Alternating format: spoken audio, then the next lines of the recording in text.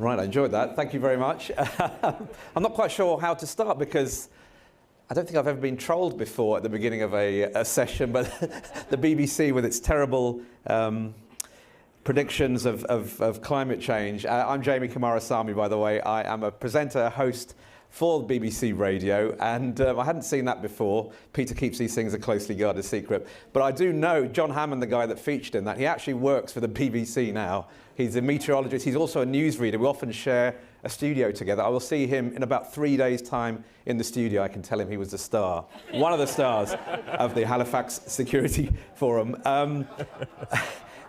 This is a wonderful occasion. First of all, let me thank Peter and everyone for the invitation. I think this is now my 5th Halifax, and I feel part of the family, which I think in conversations over the last couple of days, it really is a family here. Peter's done such a great job of, as well as bringing a great array of guests from government, from think tanks, from all over the world, but actually to create this place where we can have interesting, stimulating discussions like this, I hope. But also to see friends, make new friends. So a big thanks to Peter and the team for doing such a great job.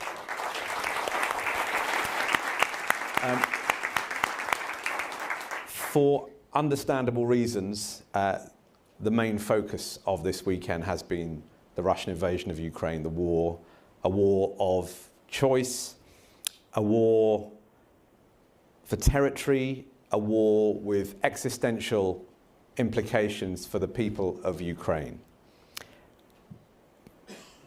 But this session is dedicated to an issue which, as we saw in that video, spans the world and does have existential implications for all of us, and that's climate change.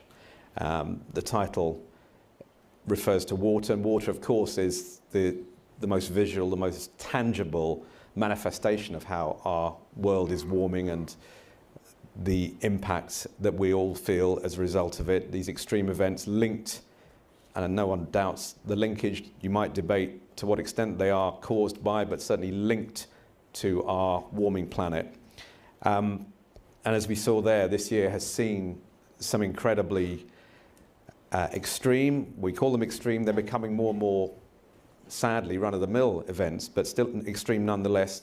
The worst floods in 500 years, worst heat wave, should I say, in Europe in 500 years. That's according to the EU's Copernicus Environmental Institute. And as well as having dry rivers, countries have had terrible problems with the heat in terms of the impact on health, but the rivers have had an impact on transportation, agriculture.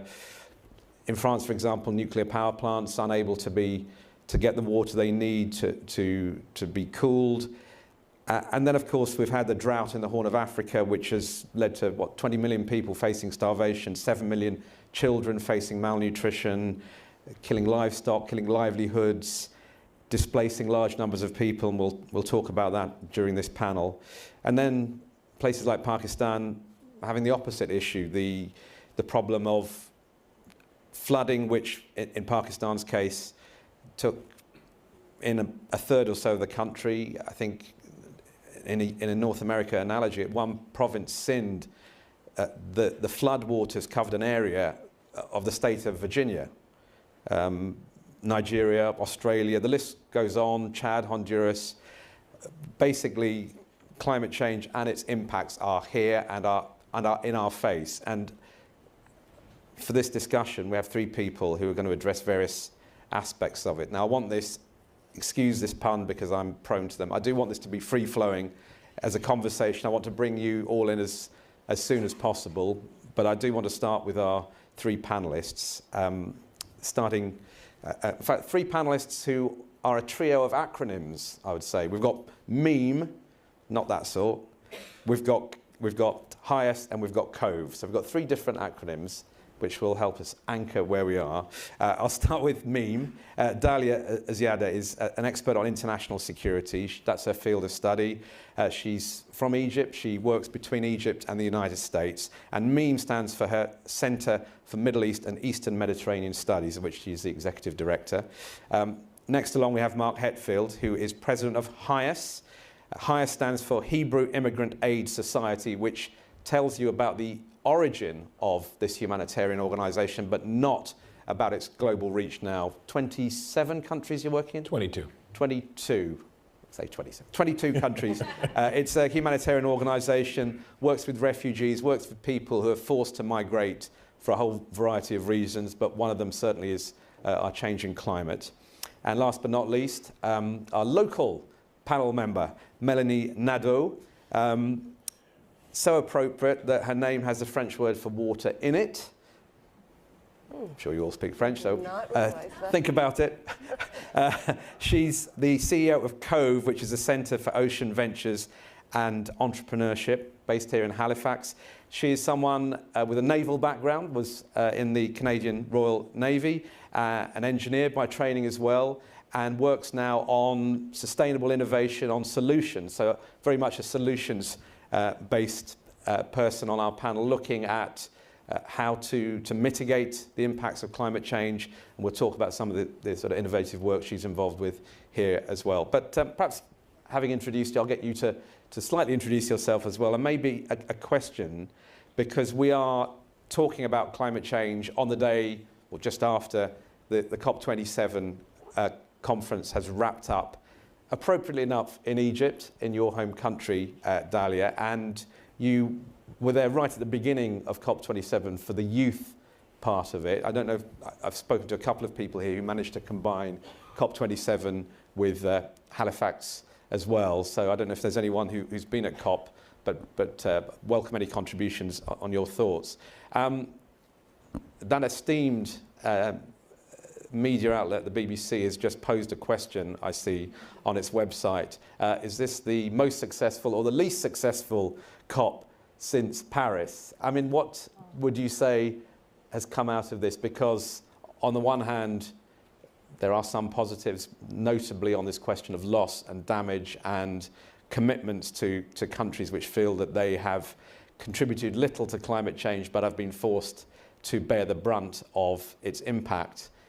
And we've seen an interesting rapprochement, if that's not too strong a word, between the United States and China, at least talking again about climate change after some time when they were not talking. But on the actual issue of climate change, the initial verdict seemed to be actually very little movement has happened since COP26 in Glasgow. So I wonder what your thoughts are. So actually, first of all, good morning. I'm happy to be here as always. It's a very interesting question, whether COP27 is the most successful or the least successful is two extremes. So I will try to stop in the middle and say that it was appropriately successful on both the official and the non-official levels. On the non-official level, for a while now in Egypt, I'm sure you've been noticing that we did not have this space of free speech, people protesting and expressing themselves. So it was nice to see that happening. And it opened the space somehow, put some kind of pressure that allowed for activists to appear again and to be liked again by the popular basis after long years of being actually stigmatized or being called agents to the West. But now people are seeing they are advocating for issues that very much relate to them. On the official level, yes, it was successful. And I think the success, the best thing that came out of this conference is the fact that for the first time, maybe unlike all the previous climate change conferences on that level, we can see there is some kind of solidarity and understanding between the global north and the global south. It's not anymore the global north is doing the mistake of polluting the world and the global south is suffering the consequences of this mistake. Now all of us are suffering the consequences of climate change, the food security issues, the energy security, the energy crisis, even the consequences of the Russia-Ukraine war, which all of us are suffering either from the global south or the global north. And this was beautifully translated into what we have seen, the loss and damage fund. And the best thing about it is the goal of the fund, for the first time, uses the word to protect rather than to compensate. The goal is to protect the vulnerable developing countries against the adverse effects of climate change. In all the previous calls for making such a fund, there was always a call to compensate the developing countries for the mistakes of the industrial wealthy countries. So this shows how this solidarity is beautifully translated into this action. Also, actually, we have seen several world leaders coming together, maybe in contexts they wouldn't be in normal life or in normal cases, which also allowed the opening of discussions on other levels, like not only about climate issues, but also social, trade, business, and even political issues. Okay, so an upbeat assessment from you. I'm going to go over to Melanie, perhaps, because you've been involved in COPs in the past, haven't you? You've seen the process close up. What's your assessment? Well, it's hard to say if this has been a good or a bad COP. And in fact, the conversations are still happening as we're here today. But I think the important thing to note is the discussion and the dialogue that is happening amongst global leaders and the side conversations. So the point that there is positive that happens in sidebar conversations, and that's what that event is really important for. I've been involved in advising the Intergovernmental Panel on Climate Change for a long time. And when you think about what that panel, and those are international scientists from all over the world, top of their game, who are advising leaders about what the impact of climate change is going to have and how quickly it's going to progress. And so if you think about, where these conversations started, you might remember the Kyoto Protocol over 20 years ago. And that's where we first started talking about climate change, and the dialogue began. And the IPCC was saying there's warmth that's happening to this planet caused by human behavior, and which we were all trying to understand. And then that dialogue continued. My concern is, though, so we'll see how these discussions continue, but my concern is there's talk. With the Paris Agreement, there was a decision to go to let's not increase more than 1.5 degrees Celsius. There's discussion right now that maybe that's not the right number. It should be higher. And that's a goal for the end of the century, to not increase by 1.5 degrees Celsius. So that's going backwards. It is going backwards. And the thing that we've seen over 20 years is that we keep moving the needle. We are acting on changing the needle in the opposite direction. And I think, that's where I get concerned. That's where, people who've been working in this space for a long time are challenged by that. So I think that's really important. And the other point that somebody was surfaced in the conversations we've been having here, and the question was asked, is how do you prevent a war? Well, you just don't become complacent. And it's the same thing from a climate change point of view. We cannot become complacent. So even though the needle of the targets are moving, us as organizations, industry, investors, advocates, we cannot become complacent, even though the target keeps changing, and maybe not in the direction that it should. So I think that's important to remember, and that's why the sidebar conversations that happen in these big meetings are very, very important. And the last thing that I will say, again, I don't, the new fund is very good news. I don't know yet all the positives that are going to come out of COP27, but one of the things that I think that was very positive with COP26 was the financial alliance that was established. And these are financiers, these are banks that were set up to focus on net zero. And that's really, really important. And this is not about the 1.5 degrees Celsius. This is about investors who have trillions of assets that they manage all over the world, and they can make a difference. And they can make a difference where they are going to invest, what they're not going to go and invest in. And I think that is a really tremendous outcome that happened with COP26. Now the challenge is you've got to make sure that you continue, you implement, and you continue in that vision of net zero, but those are the things that do make a big difference. So when it comes to those side conversations, are they really the main event in some aspects? Because one of the criticisms, and it's being made sort of this one certainly, is that business and other stakeholders, yes, they are involved and they are very much there in the discussions, but actually when the decisions are made, it's still on a governmental level.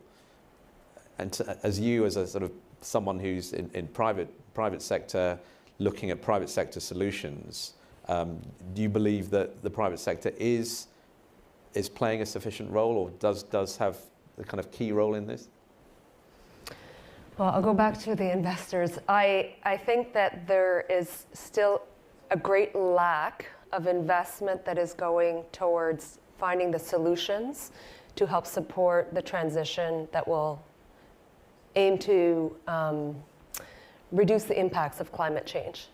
So, and the private sector does have a big role to that, as does the government. So the government can help de-risk. The government can provide a lot of clarity.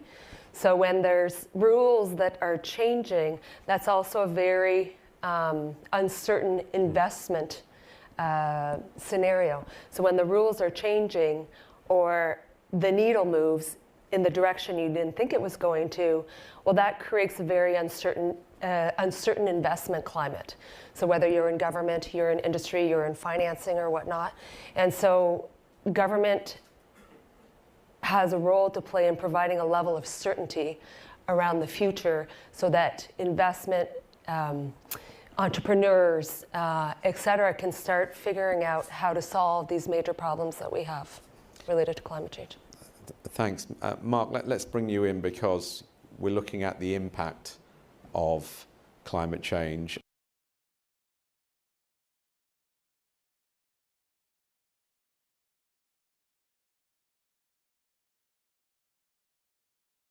People is somehow will be a consequence of the way our planet is changing. But I wonder to what extent, from your experience, do you think it is happening now?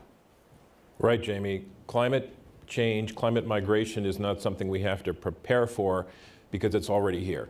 It's too late to prepare. We now have to address it. The official number I've heard is that 20 million people per year are already being displaced due to climate change. I frankly think that is a very lowball estimate. 70% of the world's 105 million refugees and forcibly displaced persons today come from the most vulnerable countries to climate change.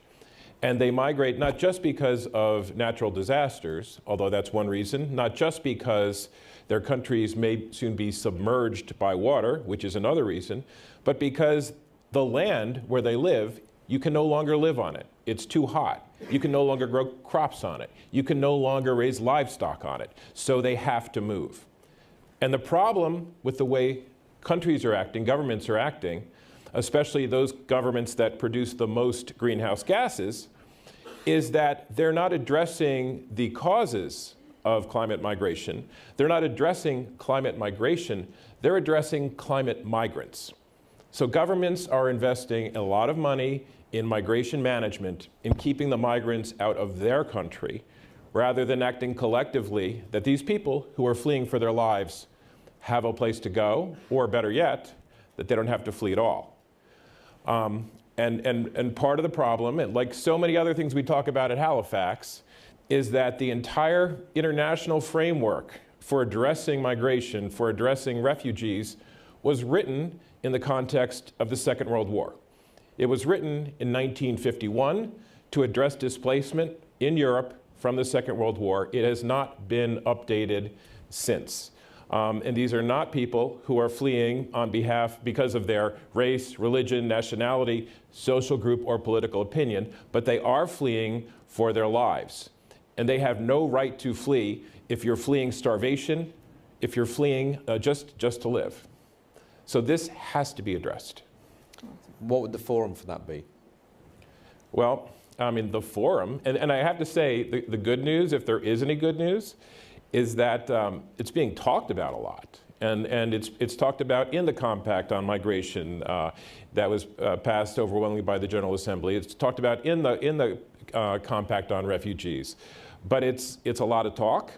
And you can have all the talk you want in the United Nations, but you have to have states taking action. And without states taking action, this is not going to get any better. And I'll also say that in terms of COP27, there was one passing mention of migrants in the final document. So it's not being talked about there, at least not enough. Right.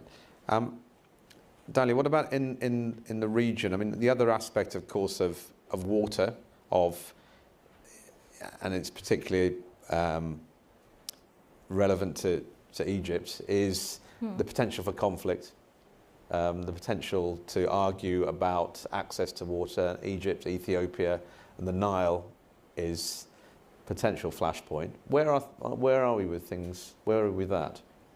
Actually, it's interesting. Like, the title of our session is H2O, which is refers to water, which I think will be the next global crisis in the series of crises that we are going through after the energy crisis and the food crisis. Sooner or later, we will see again the autocratic countries are trying to deprive or practice, weaponize water as a tool to pressure other countries to submit to them, as we have been seeing Russia weaponizing food and energy. So far, China is already doing this with its neighbors, weaponizing water to influence them and affect their future and security.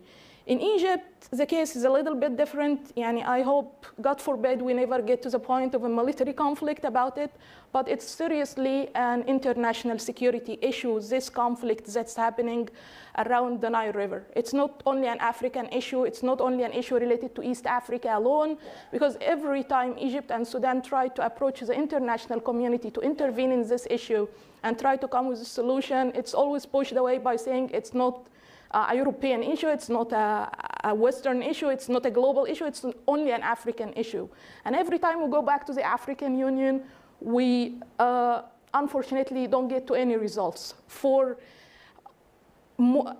decades now, actually, more than a decade, but it has been going on, the negotiation has been going on for decades about not like the Ethiopians are promoting. It's not about depriving them from their sovereign right to build dams or to do whatever they want on their lands, but simply to sign a binding agreement with Egypt and Sudan that guarantees Egypt and Sudan are the downstream countries of the river. So they want to sign an agreement with Ethiopia to guarantee their right in the water Nile and thus guarantee their own water security. Marco was talking about the huge number of immigrants and refugees. It's really shocking, and I don't want to see this happening in my country, Egypt, because actually some of the farmers who, especially in the northern cities, northern urban cities, started to think about this from now. The idea of if the Nile stopped running up to our farms, we will simply think about crossing the Mediterranean to the other side, to Europe, which will again renew the crisis of illegal immigration, which Egypt has been successfully controlling for about 5 years or 7 years even now. So we don't want to see this happening again, and I hope the Nile River conflict will be taken care of by the international community before it's too late. Melanie, what about solutions? Because you work on solutions, don't you, for both monitoring how the climate is changing, underwater, overwater. Tell us, give us some hope. Yeah, there is good news. There is good news. So you know, we talked about food security yesterday, and I live in the tech space, so even when we look at fishing and seafood, which is a really important protein for the world, there's a lot of waste right now that happens. And this is we've got to change the way that we're doing things today. And so there's about 10 million metric tons of waste that gets produced from the catch of the fish to plate. And so there's really interesting ways to reduce that waste. And just to give you a sense, that's like over 4,500 Olympic swimming pools of food, of high protein food that could feed a lot of people.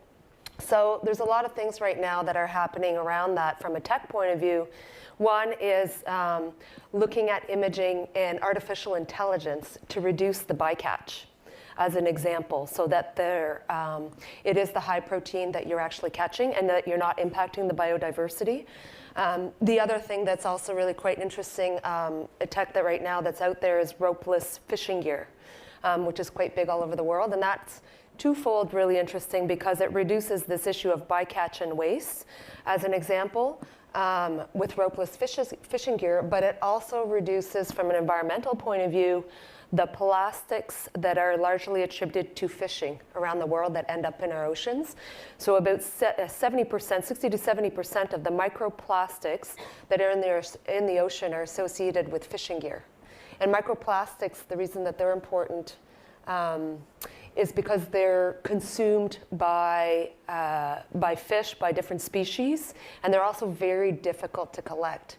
And so that's really important as well.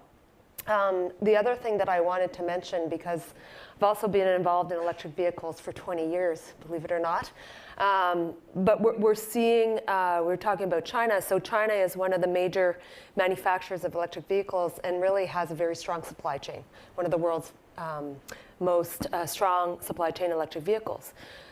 The interesting thing as we're moving towards electrification globally, which is a good thing, it's part of our path to decarbonization, is that we do have some challenges that are coming very quickly around that, and one related to batteries. So lithium that is being mined in certain countries of the world, there's a forecast right now that the lithium that we have currently planned with the electrification plans that are happening in China and other parts of the world, that's going to start to stave off around 2027, 2030. So that's coming up very quickly. So we need to start thinking about either how we're going to mine more lithium in other parts of the world. There's an opportunity to mine lithium from the bottom of the ocean where there is actually a lot of lithium. But then that's a whole other conversation about deep sea mining, which I don't know that we have time to talk about here. But just to talk about solutions again, so if that's the case on lithium, and lithium is going to be it's a very important mineral for the world from a battery point of view, we've got to also start working on other solutions. So one of the other options for lithium battery is sodium-ion batteries. And sodium-ion batteries comes from salt water. It's salt, essentially, and it's not that simple, but essentially that's where sodium comes from. And we have an abundance with the ocean of salt. So those are the type of things that we really need to start working on, and working at a much quicker pace, I would say, than we have been historically. And Mark, you were saying that the world has not been prepared or has seen this migration crisis as a result of climate change happen without the structures in place to deal with it. I mean, in terms of mitigation from the refugee point of view, are there things that could be done? Well, I mean, the most important thing to do is to make sure that the temperature doesn't rise more than 1.5 degrees Celsius, right? That will address the root cause, but as I said, it's already happening. And so we have to take seriously our obligations, at least to the 1951 Refugee Convention. If we can't even address that, we can't address climate migration. And the number of refugees is growing every year.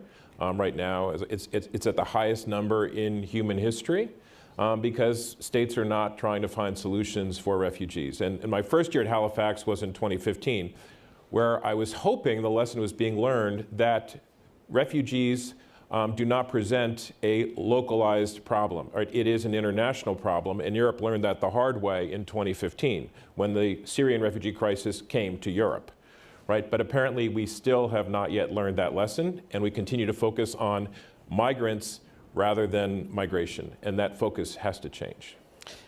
And Dalia, you've touched on this a bit, but I wonder in terms of the global geopolitical situation, the war in Ukraine, the fact that it has led to some countries rowing back on certain green obligations or thinking about energy security, and that's changed the dynamic a bit. To what extent do you feel that it's overshadowing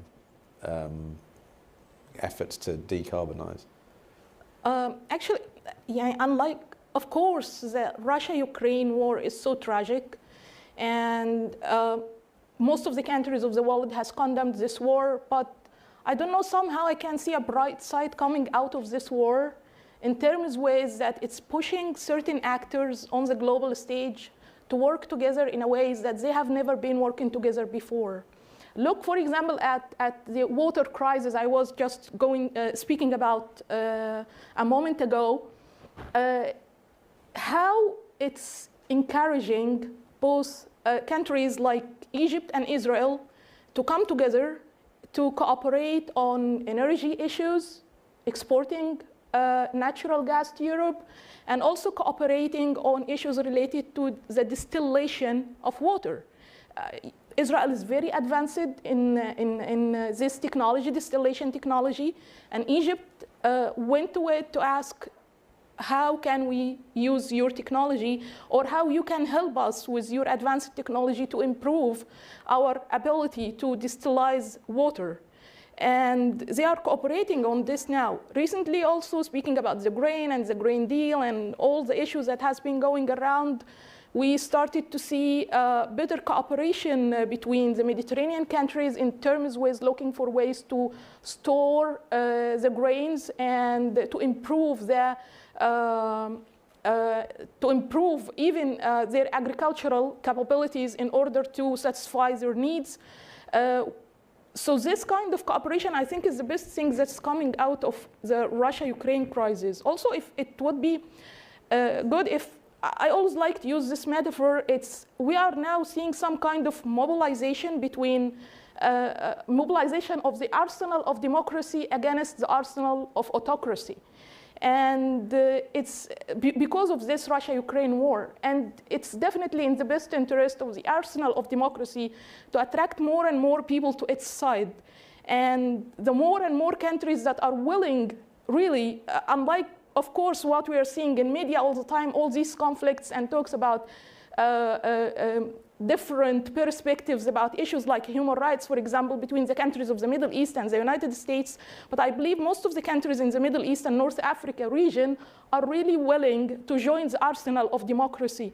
It only needs the leaders of the arsenal of democracy to be very careful about how to approach them, to reach them, to encourage them to join their parades, and also to be understanding to their needs. And by the way, I don't want my words to be misunderstood in any way, because some people recently were trying to say that for the United States to attract Middle Eastern countries to its side, it has to stop talking about issues like human rights and democratization. But in fact, no. On the contrary, the talk about democratization, encouraging the process of democratization has always should always remain part of the conversation between the West, or the leaders of the arsenal of democracy, and the countries of the Middle East that are willing to do this. Right. So I think it should be on the agenda next year. Okay, well, we've sort of moved, I guess, past our agenda for this hour, so I think that's probably a good time to throw the conversation to the audience. If anyone's got some couple of questions. So, lady over there. Thank you so much. Solange Marquez, I'm from Mexico. The question is for Mark. And after COP27, they agreed a fund for states to help them to rise up after all the consequences of climate change. But small island states face the threat of not exist in the long future.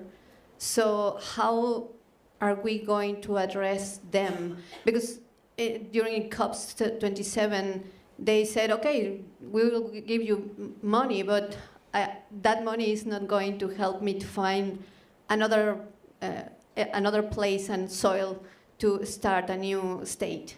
So what we are going to do with that? You're right, and the only solution is migration. There's only a migration solution to that, quite obviously. And the international community, or the states that make up the international community, can't keep being ostriches and put their heads in the sand and solve that problem with money alone. You're right, there needs to be an agreement as to how that's going to be addressed. John. Thank you very much. My name is John Glenn. I'm with the National Endowment for Democracy, and I want to say how pleased I am to see the conversation about water and climate in our security context. But it's in that context that I'd like to ask the three panelists to share with us your assessment of China's participation in COP27. Within the security conversation, we often have a principled statement about we'll compete where we must and cooperate where we can. And while I share that vision, it's a vision that's proven very difficult to implement with China, which often exists on linkages between how we behave in one area and how they do in another. I've been following somewhat. I'm personally pleased that the US and China have agreed to resume conversations about it, but I'd be interested in your assessment of either China's at the COP27 or what you would hope that they could contribute to this conversation and this challenge. We'd like to take that on first. Melanie, maybe? Well, I mean, there's no doubt from a climate point of view that China has to be part of the conversation. You know, China, when you look at just the energy landscape, it's about 50% of their energy now is renewable. And they are a powerful country in terms of technology that they're developing, and they're bypassing a lot of countries like the US and others in their not only deployment, but also their technology advantage that they're experiencing. So I think it would be remiss if we don't figure out how to work with China on solving this global challenge that we really have around climate change. So good, what's the good and the bad of COP27? I think the good is the US and China are in conversation, as you pointed out. I think that seems very positive. Yeah, that's a hard question, and one I think a lot about. Again, I see it strictly through a migration lens where I sit, and large autocracies like China and Russia are not good homes for refugees and for displaced persons, right? And so the role that they can play in that regard is rather limited, but they have to be held to account for their treatment of asylum seekers and refugees, including climate migrants. And they have to be held to account for creating refugees, such as the Uyghurs from China. There's a lot of work for the international community to do on that front. So I think actually China is part of the problem, not part of the conversation somehow. So I think it's, for example, in Africa, China is the largest investor, but also one of the largest polluters of Africa. So we have, in general, a problem in the international community about this issue of accountability, how to hold certain countries accountable for what they are doing, hurting other countries on all levels, not only on the climate level, but also on the political levels and other levels. So when we get to a point on how to hold countries accountable for what they do regarding climate, I think at that time we'll be able to force China and other countries on the autocratic arsenal again, who would not listen otherwise. Force. Yes. That's interesting. Force them. Okay, Yeah. we'll see how that works out. Helene's got a question.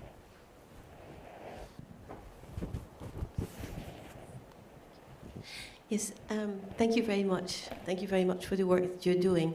Just to start on a positive point, I think the fact that the COP27 took place on the African continent is a very good signal. However, we have this feeling of a glass half empty at the end of every COP that takes place. And is it not the case that whatever announcement is made, and I think the main one will be the creation of a fund, is that none of these measures are constraining? And my question is simple. What will it take for governments and the international community to invest in prevention rather than in reaction and fixing up the damages, which today starts costing far more than the investment that will be needed in renewable energies, in indeed preventing immigration with the destabilization of democracies. Today we have just a few thousand people crossing the Mediterranean, but in the future there will be millions of them going up north, trying to simply have a normal and decent life for their families. So, I don't know, is that maybe one for you, Melanie? Sure. I mean, it's a very, very hard question because we've been working at it for so long, right?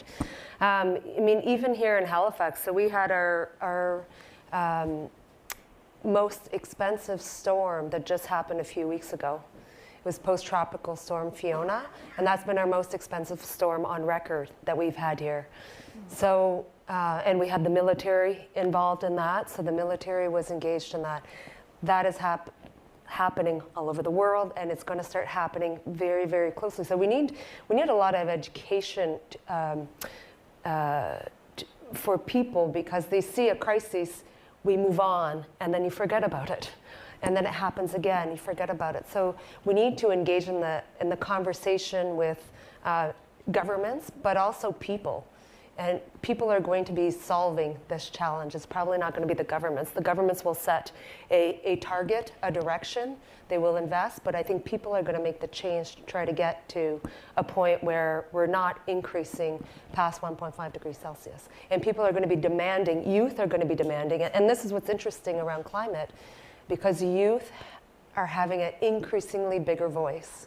And that is going to change how the dynamic of the conversation over time, because I think they're just not going to accept it.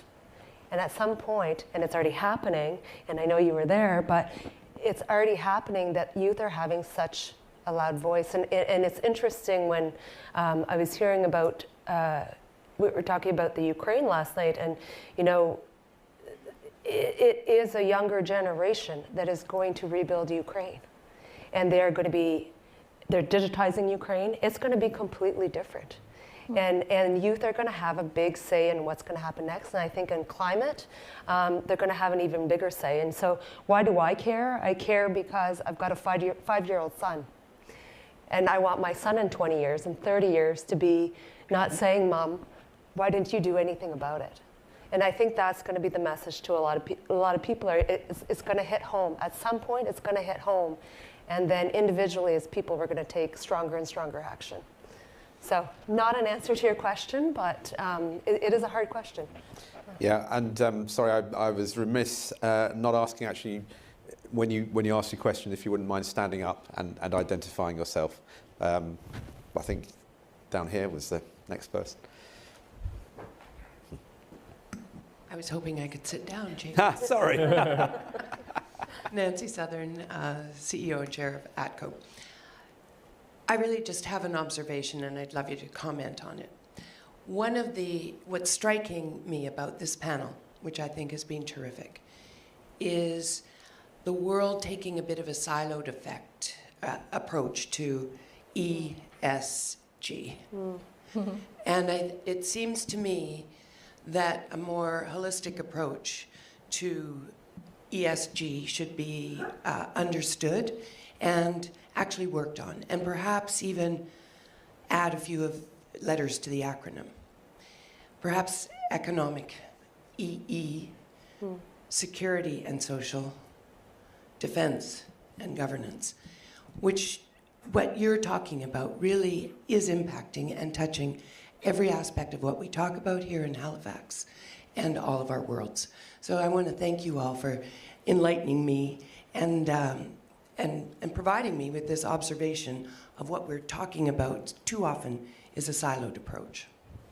Thanks, Nancy. Thank you. Let's have a look. At the back, a hand up.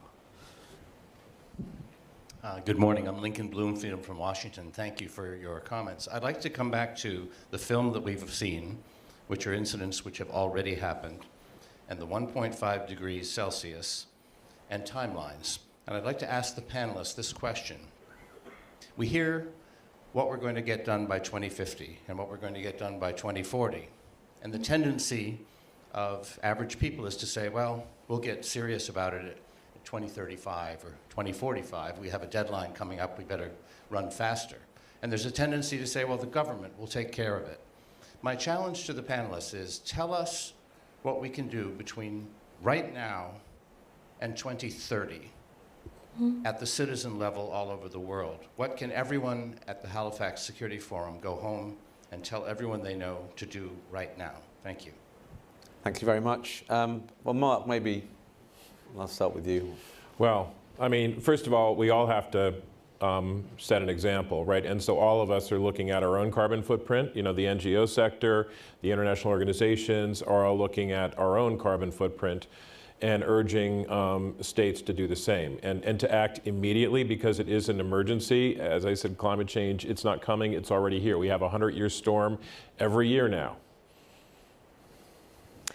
Dalia. I have a quick comment. Actually, thank you for bringing up the power of the people, because I think we, the ordinary people, are the actual game changer here, not the decision makers. Decision makers' hands are always tied by elections, by their own policies, by many things. So it's good you brought up the issue of the power of the people. What should we be doing from now until 2030? Or even beyond? There are certain plans that has been put on place, but first of all is that we have to educate the public that climate issues are not a luxury, are not something that comes after the other crises we're facing. It's an urgent crisis that we have to immediately deal with. And regarding the long-term plan, and this also has to deal with Ellen's question, I think there are certain statistics that could give us a guideline on how to proceed from the COP. The first of which is an action plan that Africa came up with before COP27 to have 25, the plan is for Africa Acceleration Adaptation Program, and they are asking for $25 billion over the next 5 years.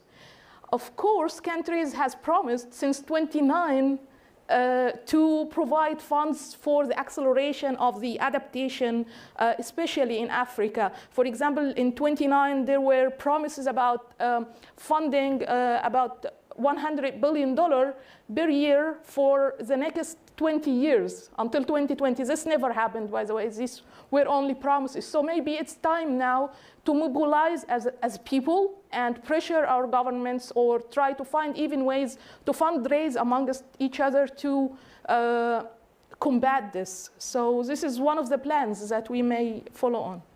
Melanie, one thing. Well, I think we need to, just take an example in the VC space, talk about solutions. There are solutions in the market, and there's going to be more solutions, because this whole energy transition period is complex. And there will be continuously different solutions over time that will be developed that will be better and better and better. But talking about the VC space for a sec, the VC space, so the venture capital space, which invests in businesses, new ideas, people, only is between 2 and 3% of investments are made into female-led companies. So what does that mean? That means that females are not part of the solution. So then if you look at other groups, other underrepresented groups, it gets lower and lower, and in fact, the stats, we can't even capture the stats on that. And so, we need to be thinking about solutions and engaging different people in the conversations and different people to drive the solutions. And I think, if there's one thing you could do, you could say, make sure that people at the table look very different to come up with the answers that we need to solve these big problems. Great. Well, time for one final question. I think that the hand was slightly first, so gentleman here. There's a...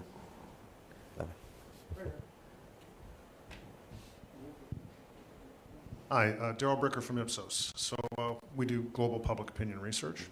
I ask about climate change every month. 30 countries, we just put out a new poll. We got another one coming out, 29 countries. Climate change, on a list of 18 issues, most important issue facing you, the one that you're most concerned about, any month, 8 to 10. When we ask people what they're prepared to do for climate change, the answer is basically nothing. So where's the failure here? I mean, we can't come off a allegedly successful COP27. We've been talking, banging on about this. We've got people gluing themselves to paintings and galleries. None of it seems to be cutting through. Where's the failure? In terms of bringing the public on side with this. Yeah, it's a big one. I don't know who wants to take that one on briefly. I think the failure is that there are other things that are taking the priority right now. Yani, the talk about climate change is happening at the time when the world is having many crises. The war is happening in Eastern Europe. People are not sure about their own food security. So all of these factors together make, and even issues related to human rights, and so all of these factors make climate change seem very small next to them. That's why, despite what we're seeing. Despite, of course, it's very important. But so I think it's about education, educating the public about the importance of the issue.